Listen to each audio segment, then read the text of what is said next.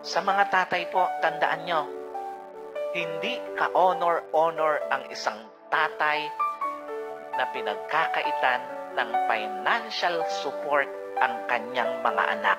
What's the point? Ang pagsuportang financial sa mga anak ay isang moral obligation. Kung mabuti kang magulang, lalo na isang tatay, hindi mo ipagwawalang bahala ang pagsuporta sa mga anak mo. Naniniwala ba kayo na kailangan nating suportahan yung mga anak natin? Hindi mo pwedeng ipagwalang bahala ang pagsuportang pinansyal sa mga anak mo. Wala kang kwentang ama kung lahat ng bisyo mo na susunod mo, pero yung mga anak mo nagugutom. Sa lahat po ng nakakarinig ng mensaheng ito, ng mga nagpapabayang magulang, lalo na tatay, wala kang kwentang tatay.